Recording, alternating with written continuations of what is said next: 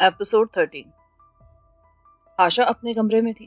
ابھی کچھ ہی دیر پہلے اسے وسیم کی والدہ بیجی کا فون آیا تھا۔ انہوں نے رو رو کر آشا سے درخواست کی تھی کہ وہ پبلشر غفار کو منع کر دیں۔ جب بھی ڈرامے وغیرہ کے بارے میں پبلشر کا فون آتا تھا، وسیم شدید پریشانی کا شکار ہو جاتا تھا۔ بیجی نے آشا کو کچھ دیر پہلے کا وہ سارا ماجرا سنایا تھا، جب وسیم غصے میں آ کر ٹی وی والوں کی طرف روانہ ہوا تھا، مگر کچھ ہی دیر بعد نیم بے ہوشی کی حالت میں واپس آ گیا تھا۔ بیجی کے مطابق اب بھی اس کی حالت اچھی نہیں تھی۔ بیجی کا فون سننے کے بعد آشا کے اندر دیر سے سلگتی ہوئی ایک آگ بھڑک کر الاؤ کی شکل اختیار کر گئی۔ اس نے تہیہ کر لیا کہ وہ وسیم کو ہارنے نہیں دے گی۔ وہ اسے اس کا حق دلانے کے لیے ہر ممکن حد تک جائے گی۔ اس حتمی فیصلے پر پہنچنے کے بعد ایک عجیب سی توانائی اس کے اندر سرایت کر گئی۔ کمرے کے دبیس قالین پر ٹہلتے ٹہلتے اس کی سوچ ایک حتمی نتیجے پر پہنچ گئی۔ اس نے واش روم جا کر اپنے تمتماتے چہرے کو گیلے تولیے سے صاف کیا، بالوں کو کانوں کے پیچھے اڑسا اور ایک گہری سانس لے کر صوفے پر بیٹھ گئی۔ موبائل اس کے ہاتھ میں تھا۔ وہ کال کر رہی تھی۔ ہلو، زہ نصیب؟ دوسری طرف سے تیمور کی بھاری آواز سنائی دی۔ آج تو جیسے عید سے پہلے عید کا چاند نظر آ گیا۔ میرا مطلب تھا ابھی تو 4 بھی نہیں بجے۔ تیمور، مجھے آپ سے ایک بہت ضروری بات کرنا ہے۔ ہم کہاں مل سکتے ہیں؟ آپ خیریت سے تو ہیں نا؟ ہاں، میں ٹھیک ہوں۔ کیا آج کہیں گھر سے باہر ہماری ملاقات ہو سکتی ہے؟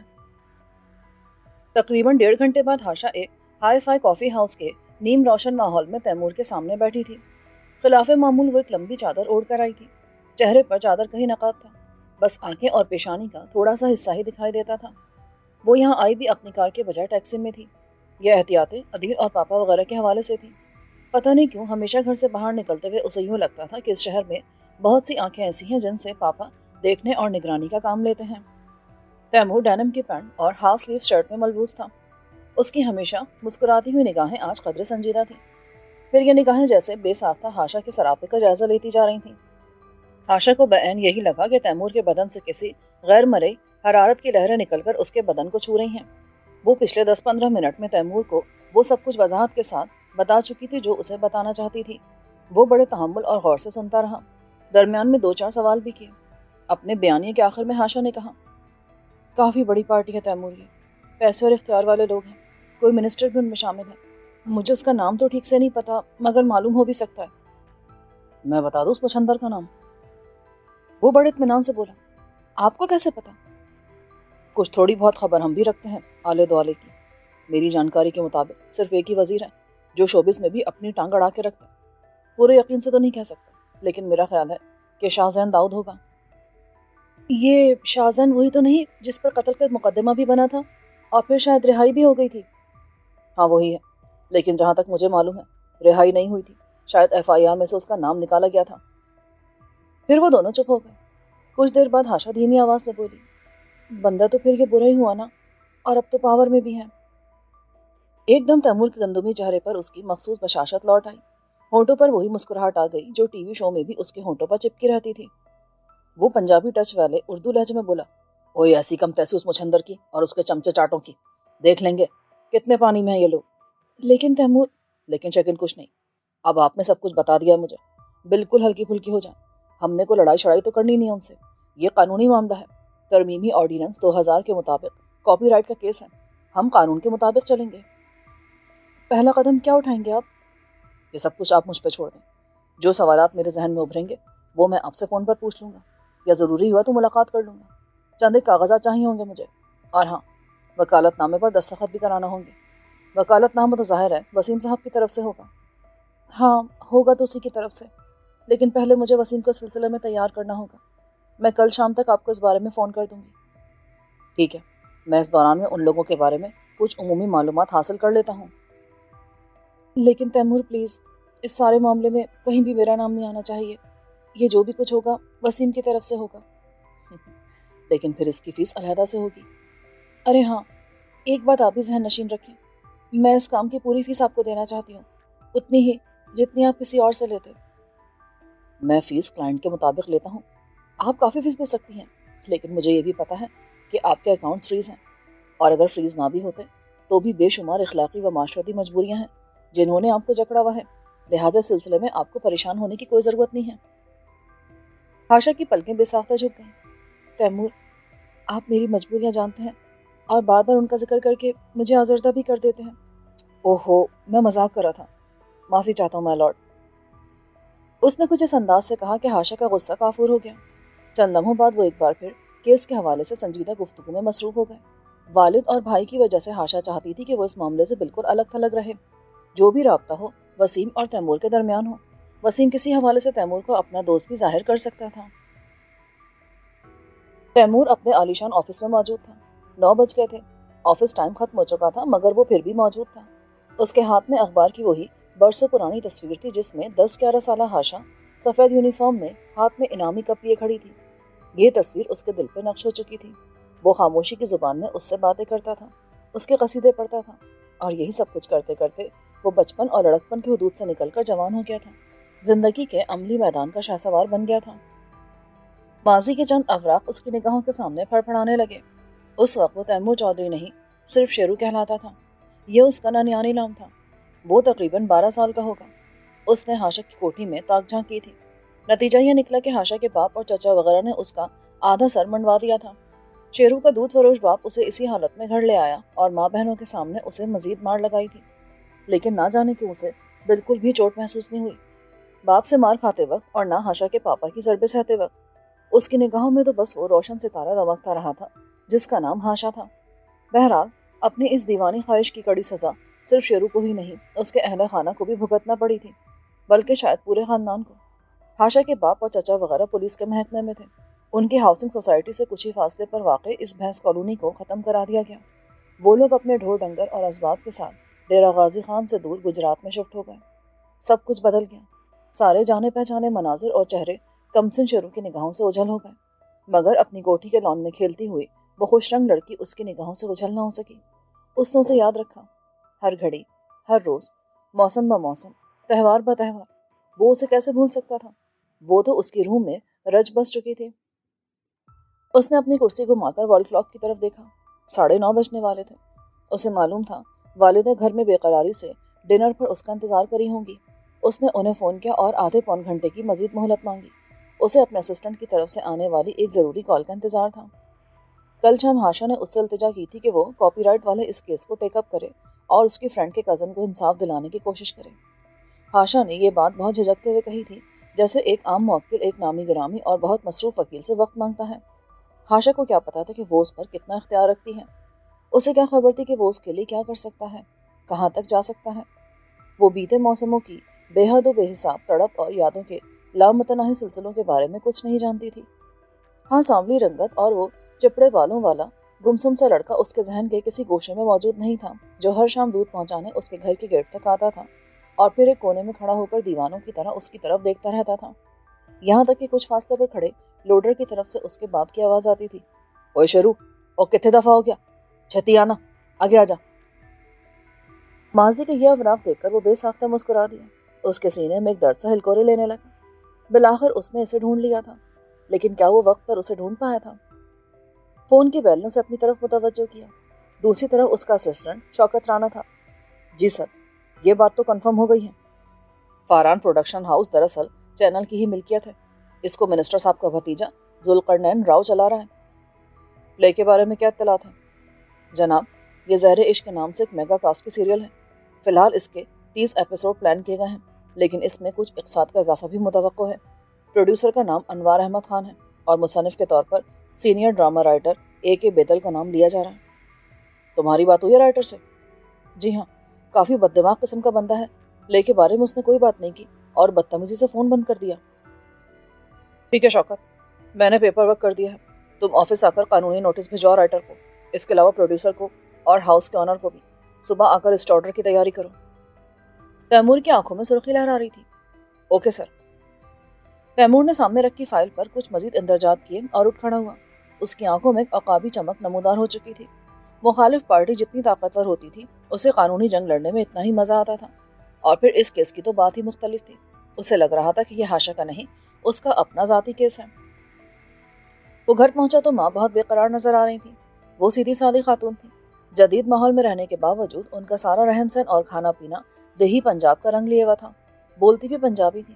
55-60 کی عمر میں جو طبی مسائل پیش آتے ہیں وہ انہیں بھی درپیش تھے، بلڈ پریشر اور کولیسٹرول وغیرہ۔ جسم بھی تھوڑا سا فربا ہو چکا تھا۔ باپ کو کھونے کے بعد تیمور کے لیے والدہ کی اہمیت کچھ اور بھی بڑھ چکی تھی۔ ایک کوالیفائڈ اٹینڈنٹ انگلینڈ میں ہر وقت ان کے آس پاس رہتی تھی۔ یہاں بھی تیمور نے ان کے لیے ایک کل وقتی ملازمہ کا انتظام کر رکھا تھا۔ آج پھر دیر سے آئے ہو تم؟ بس ماں جی، کام ہی کچھ ایسا تھا۔ کام ہی ایسا نہیں ہے، وہ کام ایسا ہے جس میں تو پڑ گیا ہے۔ آج وہ ہمیشہ سے زیادہ خفا دکھائی دیتی تھی۔ انہوں نے ذاتی ملازمہ نیلوفر کو ڈانٹ کر باہر بھیج دیا، جو دودھ ان کے سامنے رکھ کر گئی تھی۔ اسے یوں پیچھے دھکیلا کہ کافی سارا چھلک کر میز پر جا گرا۔ ماں جی، کی ہو گیا؟ دیکھ تیمور، آج مجھے سچ سچ بتا دے، تو اسی شادی شدہ کڑی کے پیچھے پڑا ہوا ہے نا؟ پڑا ہوا ہے نا اسی کے پیچھے؟ ماں کا نہایت غصالہ لہجہ سن کر تیمور کوئی کمزور وضاحت پیش نہ کر سکا۔ وہ بستر پر نیند دراز تھی۔ انہوں نے آگے بڑھ کر تیمور کا ہاتھ تھاما اور ہیجیانی آہنگ میں بولی، تیمور، اگر تو مجھے سچ نہیں بتائے گا نا تو میں نے کچھ کھا کے مر جانا ہے۔ سوچ سوچ کر میرا دماغ پھٹنے والا ہو جاتا ہے۔ جب سب کچھ ٹھیک ہو گیا تھا تو نے اپنی ماں سے وعدہ کر لیا تھا کہ اس کا خیال چھوڑ دے گا۔ انگلینڈ واپسی کے ٹکٹ بھی لے لیے تھے تو نے، سارا سامان باندھا جا چکا تھا۔ پھر صرف ایک دن پہلے کے لیے ایسی کیا انہونی ہو گئی کہ ہم واپس جانے کے بجائے یہیں کے یہیں پڑے رہ گئے۔ عید بھی یہاں گزار دی، اور بڑی عید بھی، اور اب پتہ نہیں کتنی عیدیں یہیں پر گزر جانی ہیں۔ وہ ماں سے نظریں ملائے بغیر بولا، لیکن ماں جی، یہ سب کچھ تو آپ کو اچھا لگتا تھا۔ آپ خود ہی کہا کرتی تھی انگلینڈ میں سب کچھ ہے پر اپنے وطن کی خوشبو نہیں ہے، وہاں کی رونقیں، وہاں کے دن دہاڑ کچھ نہیں ہے۔ وہ کہتی تھی سب کچھ، پر اس مرن جوگی، اس ڈین کے لیے نہیں کہتی تھی جس نے تجھے اپنے شکنجے میں جکڑا ہوا ہے۔ وہ اپنی پوری حیاتی برباد کر کے رکھ دی تو نے۔ اب تو جان بھی چکا ہے سب کچھ۔ وہ شادی شدہ ہو چکی ہے، قسم کر چکی ہے، وہ کل کو بچوں والی کہلائے گی۔ اور تو کیوں اپنا آپ اس کے پیچھے تباہ کرنے پہ تلا ہے؟ ماں جی، آپ سے کہا تھا نا، میں خود کچھ نہیں کر رہا۔ یہ سب کچھ پتہ نہیں کیسے اپنے آپ ہی ہوتا جا رہا ہے۔ کوئی ہے جس نے میرے ارادوں کو اپنے قبضے میں لیا ہوا ہے۔ میں نے زندگی میں کبھی آپ سے جھوٹ نہیں بولا، اب بھی نہیں بول رہا۔ اس عید سے ایک روز پہلے تک میں واپس جانے کا پکا ارادہ کر چکا تھا، مگر پھر مجھے لگا کہ میں نہیں جا سکتا۔ وہ میرا جانا بنتا ہی نہیں ہے، وہ میرا رکنا بنتا ہے، اور یہ دیکھنا بنتا ہے کہ غیب کے پردے سے کیا سامنے آتا ہے۔ مجھے تو لگتا ہے اس ڈین نے یا اس کے کسی ہوتے سوتے نے تویز گھول کر پلا دیا تجھے، اور تیری عقل ٹھکانے پہ نہیں رہی۔ میری عقل ٹھکانے پر تھی ہی کب ماں جی، میں تو ہمیشہ سے ایسا ہوں۔ اب یہ سمجھ لیں کہ یہ بے عقلی والا روگ کچھ اور بڑھ گیا ہے۔ والدہ خشمگین نظروں سے اس کو گھورتی رہیں، پھر تڑک کر بولی، اچھا مجھے بتا، وہ بڈھا کون ہے جس کو مہمان خانے میں رکھا ہوا ہے؟ نیلوفر بتا رہی تھی کوئی جرسی کندھے پر ڈال کر پھرتا رہتا ہے، وہی جرسی منہ پر لے کر سو جاتا ہے، اور کبھی اسے سونگنے لگتا ہے، رات کو اٹھ کر روتا بھی ہے۔ کون ہے یہ؟ کدھر سے پکڑا اس کو؟ ایک دکھی ہے ماں جی، اس کے جوان بیٹے کو پولیس والوں نے جھوٹا الزام لگا کر قتل کر دیا تھا، اس کے لیے انصاف ڈھونڈتا پھر رہا ہے۔ کل رات بھی میں نے اس کی آواز سنی تھی، کہہ رہا تھا میرے شیر پتر کو مار ڈالا ظالموں نے، میرے چند گبرو کو قتل کر ڈالا، میں کچھ بھی نہیں کر سکا، کوئی بھی کچھ نہیں کر سکا۔ وہی تو بتا رہا ہوں آپ کو۔ نیلو بتا رہی تھی کہ الٹی سیدھی باتیں بھی کرتا ہے، کبھی کہتا ہے کہ میرے پتر کو 2.5 قاتلوں نے مارا ہے۔ یہ 2 یا 3 قاتل تو ہو سکتے ہیں، پر یہ 2.5 کیا ہوئے؟ ماں جی، آپ کو بتایا ہے نا، بڑا دکھی ہے۔ جوان بیٹا مار دیا تھا پولیس نے، صدمے سے بیوی مر گئی، خود بیمار ہو گیا، اب کبھی کبھی اپنے ہوش حواس میں نہیں رہتا، سمجھ میں نہ آنے والی باتیں کرتا ہے۔ تو کیا تو نے سارے ایسے لوگوں کے کیس لڑنے کا ٹھیکہ لے رکھا ہے؟ وہ کیوں اس طرح کی دشمنیاں پال رہا ہے؟ ابھی یہ گفتگو جاری تھی کہ مہمان خانے کی طرف سے اسی عمر رسیدہ شخص کی آہو بکا سنائی دینے لگی۔ آواز سمجھ میں نہیں آ رہے تھے، مگر صدا دیواروں میں گونج رہی تھی۔ تیمور کی والدہ ارشاد بیگم نے بیزاری کا اظہار کرتے ہوئے تیمور کی طرف دیکھا۔ وہ ماں سے اجازت لے کر اٹھ کھڑا ہوا، برآمدے میں جا کر ملازم نورے سے کہا کہ وہ جا کر باب رشید کو دیکھے اور اسے چپ کرائے۔ وہ خود اپنے آراستہ بیڈ روم میں چلا گیا، لباس تبدیل کر کے بستر پر لیٹ گیا۔ آج اعلیٰ عدالت میں ایک دھواں دھار پیشی رہی تھی، خوب تھکا ہوا تھا، مگر ابھی نیند نہیں آ رہی تھی۔ ماں کے کہے ہوئے الفاظ کانوں میں گونجنے لگے، تو نے اپنی ماں سے وعدہ کر لیا تھا کہ اس کا خیال چھوڑ دے گا، انگلینڈ واپسی کے ٹکٹ بھی لے لیے تھے تو نے، وہ سارا سامان باندھا جا چکا تھا، پھر صرف ایک دن پہلے کیا ہوا؟ وہ ماں کو کیا بتاتا کہ انسان اپنے پیدا کردہ حالات کو بھول جاتا ہے، مگر حالات انسان کو نہیں بھولتے۔ کہانیاں پلٹ کر اپنے کرداروں کی طرف آتی ہیں، اور ظلم کی کہانیاں تو ضرور پلٹتی ہیں، پلٹ کر رہتی ہیں۔ خیالات کا بہاؤ تیمور کو کئی ماہ پیچھے لے گیا۔ انگلستان کے یخ بستہ موسموں میں جو سرخ گلاب کھلا ہوا تھا، وہ اپنے پورے جوبن پر آ گیا تھا۔ اس کی مست مہک جو ایک مدت سے تیمور کے حواس پر چھائی ہوئی تھی، اب اسے بالکل دیوانہ کرنے لگی تھی۔ بلاخر اس نے فیصلہ کیا تھا کہ وہ پاکستان جائے گا اور ہاشا کو تلاش کرے گا، اور پھر وہ اپنی والدہ سمیت طویل قیام کے ارادے سے زندہ دلان کے خوش رنگ شہر لاہور پہنچ گیا تھا۔ ہاشا کی تلاش اس کے لیے کٹھن تو تھی مگر بہت زیادہ طویل ثابت نہیں ہوئی۔ وہ ایک قانون دان تھا اور اس کے ہاتھ کوتاہ نہیں تھے۔ جب اسے سابق SSP سجاد شاہی کا سراغ ملا تو ساتھ ہی ہاشا کا سراغ بھی مل گیا، مگر یہاں ایک ایسا المیہ ہوا جس نے اسے خون کے آنسو رلا دیا۔ یہ دکھ بھی کچھ کم نہ تھا کہ ہاشا کی شادی ہو چکی تھی۔ اس پر مستزاد یہ کہ یہ واقعہ صرف 1.5 ماہ پہلے ہوا تھا۔ تیمور کو یہی لگا کہ ایک طویل کمن تھی جو لبے بام ٹوٹ گئی ہے۔ وہ کئی روز تک غم و حسرت کی اتھا گہرائیوں میں ڈوبا رہا۔ والدہ سب کچھ جانتی تھیں۔ انہوں نے اسے سنبھالنے کی بہت کوشش کی۔ انہوں نے کہا تھا، جوڑے آسمانوں پر بنتے ہیں، اس کڑی کے ساتھ تیرا جوڑا نہیں بننا تھا، اور اس کی شادی نہ بھی ہوئی ہوتی نا تو بھی یہی کچھ ہونا تھا، اور اب تو وہ شادی شدہ ہے، اس پر غلط نگاہ ڈالنا بھی ایک گناہ ہوتا ہے۔ میرا خون اتنا کمزور نہیں ہو سکتا کہ ایک بیائی کڑی کے لیے کچھ غلط سوچے یا کر بیٹھے۔ وہ ایک رات آخری پہر تک اس کا سر اپنی گود میں لے کر روتی رہی اور اسے سمجھاتی رہی، اور وہ سمجھ گیا تھا، کافی حد تک سنبھل گیا تھا۔ اس نے دل پر ایک بہت بھاری پتھر رکھ کر لندن واپس جانے کا فیصلہ کر لیا تھا۔ اس کے دوست اور ہمکار اس کے اس فیصلے پر حیران اور مایوس ہوئے تھے۔ ان کا خیال تو یہی تھا کہ تیمور جیسا کامیاب بیرسٹر یہاں پاکستان میں ایک بہت اچھی لا فرم کی بنیاد رکھنے والا ہے اور مستقل رہائش اختیار کرنے والا ہے، اور اپنی پرکشش شخصیت کی وجہ سے شاید کسی ٹاک شو کی میزبانی بھی کرنے والا ہے۔ اور پھر ہونی اور انہونی کا چکر چلا تھا۔ ہونی اپنی اٹل حیثیت میں سامنے آئی تھی۔ واپس لوٹنے سے پہلے تیمور کم از کم اس چہرے کو دیکھنا چاہتا تھا، صرف ایک بار، جس نے مدتوں تک اس کے دل پر اپنے نقش گہرے کیے تھے اور اسے پل پل اپنے ہونے کا احساس دلایا تھا۔ اب وہ عالم شباب میں کیسی لگتی ہوگی، کیسی دکھتی ہوگی، بس ایک دیوانی سی خواہش تھی جسے وہ رد کرنے میں ناکام تھا۔ اور پھر وہ اپنی پجارو گاڑی میں اکیلا ہی نکل کھڑا ہوا تھا۔ وہ ڈیفینس آن پہنچا تھا کیونکہ اس کے بااعتماد انفارمر نے اسے بتایا تھا کہ ہاشا اپنے میکے آئی ہوئی ہے۔ وہ لاہور کی ایک خوش رنگ شام تھی، پھولوں سے مہکی ہوئی اور امنگوں ترنگوں سے جگمگاتی ہوئی۔ ایک دن بعد عید تھی اور وہ چاند رات تھی۔ تیمور کو اپنے وطن کی روایات کا اچھی طرح پتہ تھا۔ اسے معلوم تھا کہ چاند رات کو لوگ ضرور باہر نکلتے ہیں۔ پتہ نہیں کہ اسے یقین سا تھا کہ آج 9 بہاتہ ہاشا بھی گھر والوں کے ساتھ گھر سے باہر نکلے گی۔ وہ اس کا پیچھا کرے گا اور پھر کسی مارکیٹ، کسی شاپنگ سینٹر یا ایسے ہی کسی اور جگہ پر اسے دیکھ لے گا، آخری بار اس کے چہرے کا دیدار کر لے گا جو ہمیشہ کے لیے اس کے دل کا داغ ہے۔ لیکن یہ سب نہیں ہو سکا، اور وہ ہوا جس کی تیمور کو بالکل توقع نہیں تھی۔ وہ سابق SSP سجاد شاہی کی وسیع کوٹھی سے تھوڑے ہی فاصلے پر اپنی ایئر کنڈیشن گاڑی میں بیٹھا تھا۔ وہ اس جگہ سے کوٹھی کا گیٹ صاف دیکھ سکتا تھا۔ ابھی اسے وہاں بیٹھے 15-20 منٹ ہوئے تھے کہ اسے کچھ جدا نظر آیا۔ اس نے میلی چادر میں لپٹے ایک بوڑھے شخص کو دیکھا۔ اسٹریٹ لائٹ میں اس کی سفید داڑھی اور سر کے بال الجھے نظر آتے تھے۔ وہ گیٹ کے سامنے پہنچ کر بلند آواز میں بولنے لگا۔ اس کا انداز واویلا کرنے جیسا تھا۔ وہ پکار رہا تھا، تو بہت بڑا بندہ ہے پر اس اوپر والے سے بڑا نہیں ہے، وہ اس سے زیادہ زور والا نہیں ہے۔ تو نے میرے بچے کو مارا ہے، میں تجھے معاف نہیں کروں گا۔ میرے ٹوٹے بھی کر دے گا نا تو بھی نہیں کروں گا۔ میرا پتر قبر کے اندر سے مجھے آوازیں دے رہا ہے، میں اسے انصاف لے کر دوں گا اور تجھے سولی پہ چڑھواؤں گا۔ وہ گیٹ کو پیٹنے لگا۔ 2 ہٹے کٹے گارڈز باہر نکلے اور ضعیف شخص کو دھکے دینے لگے۔ وہ گر پڑا مگر پھر اٹھ کھڑا ہوا۔ یوں لگتا تھا جیسے وہ پہلے بھی یہاں آتا رہا ہے۔ ایک گارڈ نے اسے سر کے بالوں سے جکڑا اور گیٹ کے اندر گھسیٹنے کی کوشش کی۔ اسی دوران میں درمیانی عمر کا ایک ہانپتا کانپتا شخص موقع پر پہنچ گیا۔ اس نے ضعیف شخص کو گارڈ سے گرفت سے چھڑانا چاہا۔ اسے بھی 2-3 دھکے کھانا پڑے۔ اس کی اینک اچھل کر دور جا گری۔ پھر اس نے جیب میں سے کوئی کارڈ وغیرہ نکال کر گارڈز کو دکھایا تو گارڈز کا رویہ کچھ دھیما پڑا۔ انہوں نے روتے چلاتے بوڑھے کو چھوڑ دیا۔ اینک والے شخص نے بوڑھے کو اپنی باہوں کے گھیرے میں لے کر اسے واپس جانے کی کوشش کی۔ وہ مسلسل پکارے جا رہا تھا، میرے سونے کو مار دیا، اس کے سر پہ سہرا سجانا تھا اس کی ماں نے، ابھی اس کے بچوں کا منہ چومنا تھا ہم نے، سب ختم کر دیا ظالموں نے، سب ختم کر دیا۔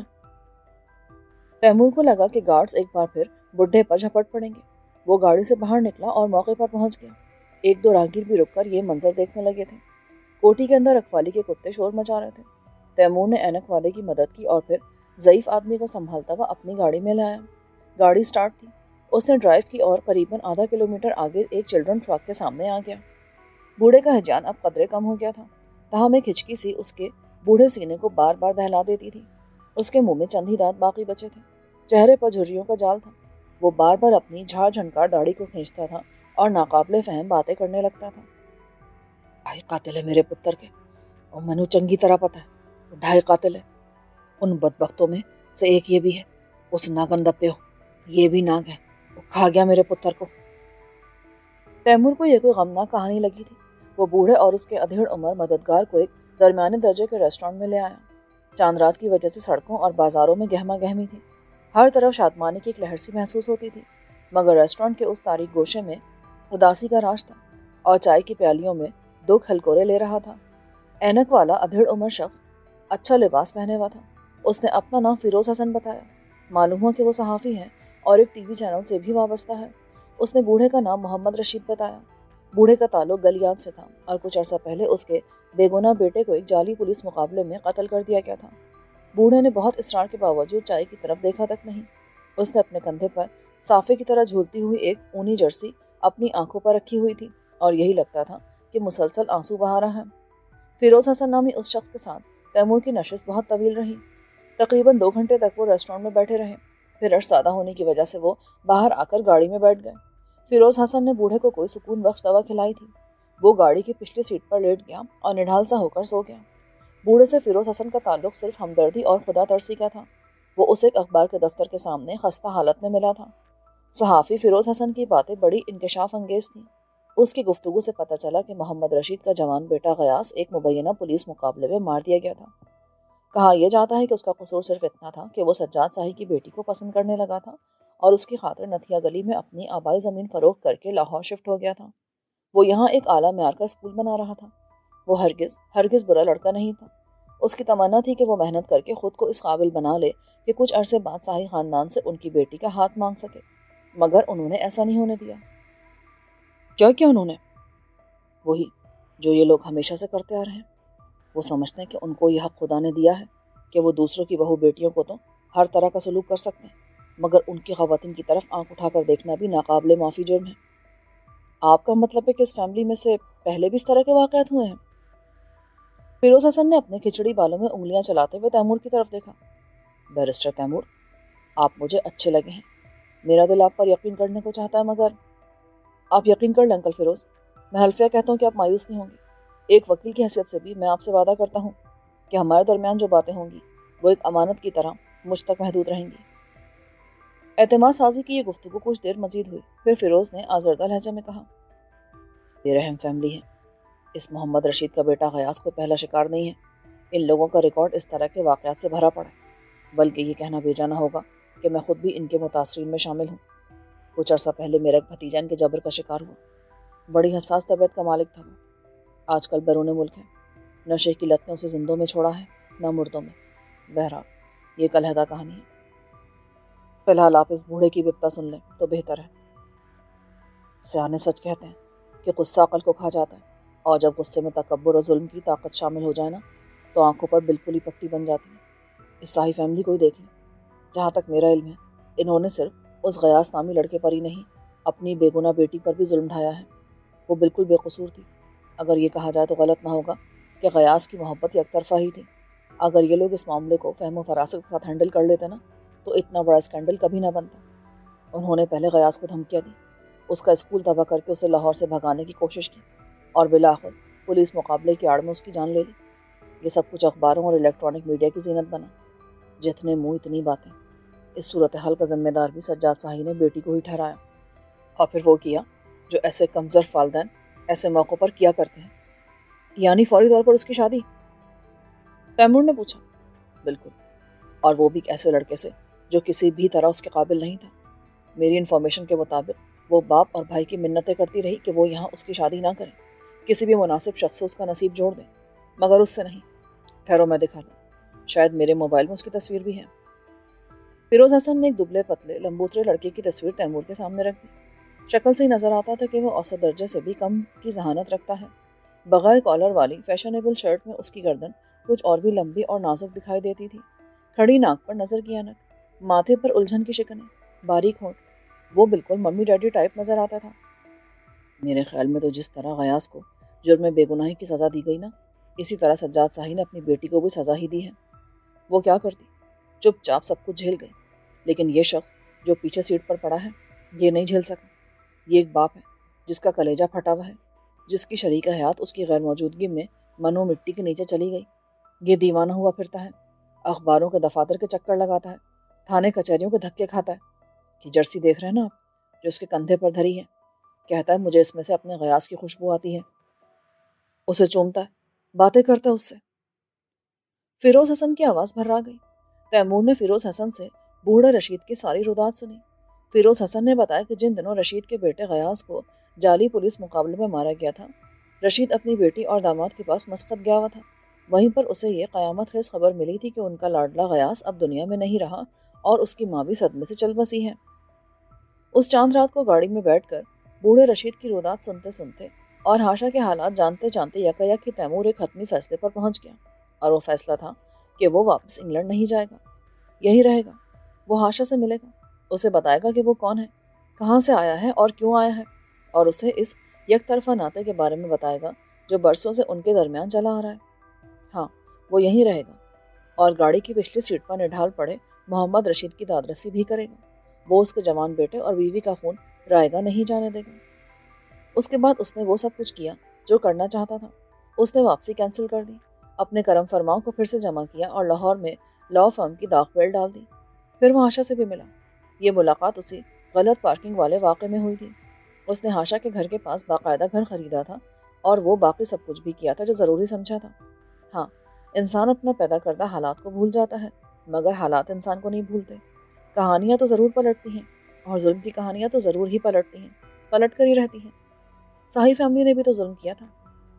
اچانک قریب ہی کسی گھر کی چھت پر آتش بازی ہوئی، تڑ تڑ کی آواز آئی اور تیمور خیالوں کے طویل سلسلے سے باہر نکل آیا۔ وہ اسی طرح بستر پر نیند دراز تھا اور باہر رات آہستہ آہستہ بھیگ رہی تھی۔ ماں دوسرے کمرے میں تھی اور شاید سو گئی تھی۔ کچھ دیر بعد لان کی طرف سے کھٹ پٹ ہونے لگی۔ پہلے تو تیمور نے سمجھا کہ شاید یہ پالتو لے لی ہے، مگر آوازیں مختلف تھیں۔ اس نے اٹھ کر کھڑکی کا سلکی پردہ سرکایا اور باہر جھانکا۔ ہلکی روشنی میں سکھ چین کے پودوں کے پاس اسے اپنا ملازم نورا نظر آیا۔ وہ کسی سے الجھ رہا تھا۔ دوسرا شخص جھاڑ جھنکار سفید بالوں والا محمد رشید ہی تھا۔ تیمور سلیپر پہنتے ہوئے جلدی سے باہر آیا۔ رشید بری طرح خوفزدہ تھا۔ چلی ہے نا گولی؟ وہ کیا پھر کسی کا پتر مار دیا پولیس والوں نے؟ کیا پھر مار دیا؟ تیمور کو ڈر تھا کہ رشید کی آواز والدہ کے کانوں تک پہنچ جائے گی۔ وہ اسے سنبھالتا ہوا اندر لے گیا۔ تیمور نے اینیکسی کا ایک کمرہ رشید کو دے رکھا تھا، وہاں اس کا مختصر سا سامان بھی پڑا تھا۔ تیمور نے رشید کو صوفے پر بٹھایا تو اس کی نگاہ سونے کے ایک ہار پر پڑی جو بیڈ کے تکیے کے نیچے سے جھانک رہا تھا۔ یہ کیا ہے چاچا؟ جواب میں رشید نے آزردہ لہجے میں بتایا کہ یہ غیاث کی مرحومہ ماں کا ہے، اس نے اپنی ہونے والی بہو کو پہنانے کے لیے سنبھال کر رکھا ہوا تھا۔ اب نہ وہ رہی اور نہ ہی بیٹا رہا۔ مگر چاچا، اس کو یوں لاپرواہی سے نہ رکھو، یہ سونے کی چیز ہے۔ سونے کی تھی مگر اب تو لوہے کی ہو گئی۔ دیکھو، اس کا رنگ بھی لوہے والا ہو گیا۔ ان 2.5 قاتلوں نے اس کو لوہے کا کر دیا ہے۔ انہوں نے سب کچھ لوہے کا کر دیا پتر، سب کچھ۔ اس نے صوفے کی پشت سے ٹیک لگا کر آنکھیں بند کر لی۔ آنسو اس کے رخسار کی جھریوں میں رینگنے لگے تھے۔ اگلے روز تعطیل تھی۔ ماں کے ساتھ ناشتہ کرنے کے بعد وہ اپنے کمرے کی طرف آ گیا۔ ایک دیوار پر والد مرحوم کی ایک بہت بڑی تصویر نہایت قیمتی فریم میں لگی ہوئی تھی۔ یہ ان کی درمیانی عمر کی تصویر تھی۔ صحت مند چہرہ، گھنگریالے بال اور دیہاتی طرز کا خوش نما کڑھائی دار کرتا۔ وہ محبت کی ایک نگاہ ڈال کر اپنے کمرے میں داخل ہو گیا۔ اس نے وسیم کو کال کی۔ وسیم کا نمبر ہاشا نے پرسوں شام ہی تیمور کو دیا تھا۔ کل دوپہر کو وہ وسیم کے گھر جا کر اس سے مل بھی چکی تھی اور ہر بات اس کے گوش گزار کر چکی تھی۔ دوسری کال پر وسیم نے فون اٹھا لیا۔ ہیلو وسیم، میں تیمور چودھری بات کر رہا ہوں۔ اس نے دوستانہ لہجے میں کہا۔ جی ہاں، ہاشا نے مجھے بتایا تھا کہ شام کے بعد کسی وقت آپ کا فون آئے گا۔ خیریت تو ہے؟ وسیم ڈیئر، خیریت ہے اور خیریت ہی رہے گی۔ آپ نے کسی بھی طرح کی ٹینشن نہیں لینی۔ چینل والوں کی طرف سے کوئی بھی بندہ یا بندی آپ سے رابطہ کرے یا ملاقات کرنا چاہے تو آپ نے اس کی بات نہیں سننی۔ ہاشا نے آپ کو میرے 2 فون نمبرز دیے ہوں گے۔ آپ نے یہی کہنا ہے کہ جس نے بھی بات کرنا ہے میرے وکیل سے کرے۔ ٹھیک ہے تیمور صاحب، لیکن میں دیانتداری سے آپ کو اپنے دل کی بات بتاتا ہوں۔ میں خود میں اتنی ہمت نہیں پاتا کہ کسی بڑے بکھیڑے میں… پلیز وسیم، آپ کسی بکھیڑے میں نہیں پڑ رہے۔ میں نے عرض کیا نا، آپ نے کسی بھی طرح کی ٹینشن نہیں لینی۔ میں نے آپ کو پوری گارنٹی دی ہے، ہم اس معاملے میں کچھ پائیں گے ہی، کھوئیں گے نہیں، اور یہ بھی میری کمٹمنٹ ہے۔ ایک ذرا سا دباؤ بھی ہم آپ پر نہیں آنے دیں گے۔ آپ یوں سمجھ لیں کہ یہ کیس آپ کر ہی نہیں رہے۔ آپ درست کہہ رہے ہیں تیمور صاحب، لیکن مسئلہ اور بھی ہے۔ میں نے یہ بات ہاشا سے بھی کہی ہے۔ آپ بہت بڑے وکیل ہیں اور میں اس ناول کے سلسلے میں کسی کا کوئی احسان نہیں لینا چاہتا۔ برا مت ماننا وسیم، سچی بات یہ ہے کہ میں اپنے پروفیشن کے سلسلے میں کسی پر بھی احسان کرنے والا ہوں بھی نہیں. میں آپ سے اپنے کام کا پورا پورا معاوضہ لوں گا. ہاں یہ بات اور ہے کہ معاوضہ کام ہونے کے بعد ہوگا. اور یہ ہم ایک دوسرے کو آپ کیوں کہہ رہے ہیں؟ ہم نے یہی ظاہر کرنا ہے کہ کئی سالوں پہلے سے ہمارے درمیان دوستی کا رشتہ موجود ہے. دوستی میں امیری غریبی اور اسٹیٹس وغیرہ کا کیا کام؟ یہاں تو صرف بے تکلفی کا تعلق ہوتا ہے. اس لیے ہم ایک دوسرے کو تم کہیں گے. Is it okay? جیسے آپ، میرا مطلب ہے کہ ٹھیک ہے، جیسے تم کہتے ہو ایسا ہی کر لیں گے. وسیم کے لہجے میں گہرا تذبذب تھا.